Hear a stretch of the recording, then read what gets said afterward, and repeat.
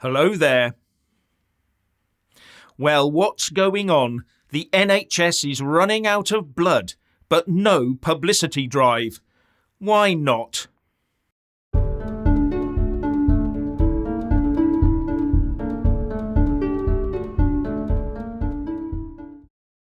Supplies of donated blood in England have dropped to such critically low levels that NHS Blood and Transplant has been forced to issue an amber alert.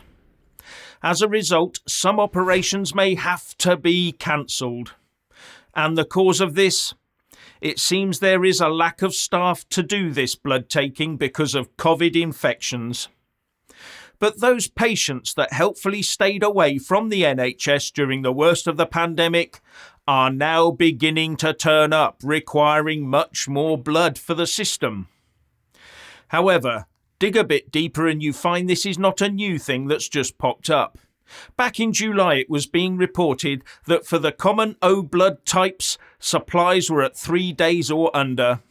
And in June, NHS Blood and Transplant said that 1 million more donors will be needed over the next 5 years. That's what happens when you grow the population. You need to grow everything else, including the number of blood donors, just to stand still. So we've known about this for months, but no national drive for more donors, no ads, no doctors on TV asking us to donate. And I gather that blood can only be stored for 35 days. It's almost like they're setting up to fail. And having seen comments under press articles about this, the cause seems to be that it's very hard to arrange an appointment to give blood, and also too many woke questions when you do. NHS Blood and Transplant also said there is a particular urgency for more donors of Black African and Black Caribbean ethnicity to treat people with sickle cell. Sickle cell is the fastest growing genetic blood disorder in the UK and mostly affects people of black heritage.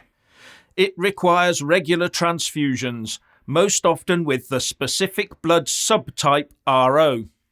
Most patients are children, and only half that demand can be met.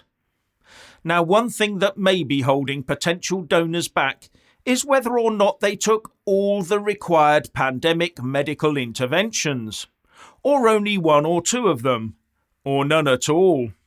And no one seems to know which blood is needed.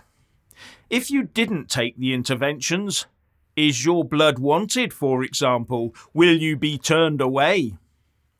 At the end of the day, without blood, those waiting lists can only get worse. Except maybe in those private hospitals.